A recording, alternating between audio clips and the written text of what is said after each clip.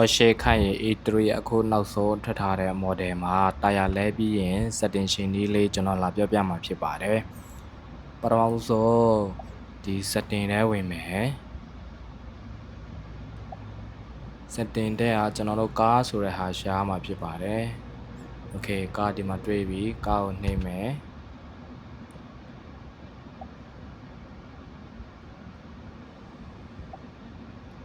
ပြီးရင်ဒီမှာ tire pressure monitoring အဲ့ဒီဟာကိုနှိပ်မယ်ဒီအောက်ဆိုးက noti လေးရကြတော့ကောက်ကို25 km နဲ့အထက်မအောင်မှကျွန်တော်တို့တိုက်တာတဲ့စနစ်လုံးလုံးမယ်လို့ရေးထားတယ်ဗျ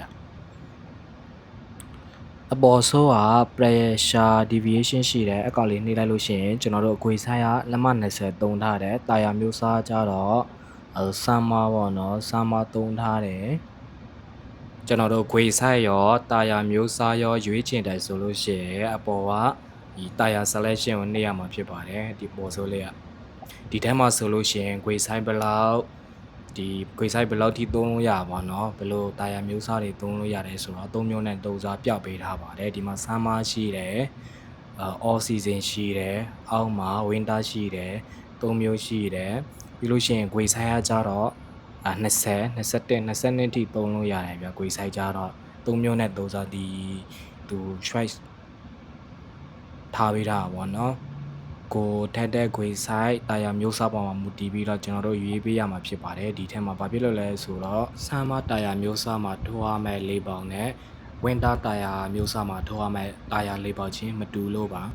အဲ့ဒါပဲလားဆိုတာအဲ့ဒါတင်မကသေးပါဘူးကျွန်တော်တို့တာယာမျိုးစားတစ်မျိုးစီခွေဆိုင်တစ်မျိုးစီကိုရွေးလိုက်တိုင်းမှာသူနဲ့တွဲဖက်တဲ့ system တွေဖြစ်တဲ့ ABS system တို့ဒီ stability system တို့ shopper system တို့နဲ့တွဲဖိတ်ပြီးတော့လုပ်တာဖြစ်ပါတယ်။တစ်မျိုးစီမှာသူသတ်မှတ်ထားတဲ့ performance တွေရှိရပါတော့။တာယာ pressure တိုက်ခွဲလေးကိုကြည့်လိုက်အကိုလုံးမိုင်းနာကြီးပြနေရနော်တွေ့လာဒီမှာ25 km နဲ့အထက်အမောင်းမှတိုက်တာမယ်တဲ့ဟုတ်ပါတယ်ကျွန်တော်ရှေ့ဗီဒီယိုမှာတာယာ pressure sensor အကြောင်းရှင်းပြတယ်မှာပါတယ်เนาะဒီ sensor လေးကအိတ်နေတဲ့အတွက်ကြောင့်မို့လို့ပါတကယ်လို့ကိုကတာယာ pressure sensor အကြောင်းမကြည့်ရသေးဘူးဆိုလို့ရှိရင်အဲ့ပြန်သွားကြည့်လိုက်ဦးနော်အဲ့ဒီထဲမှာကိုလို့ရှင်းပြထားတယ်ဗျ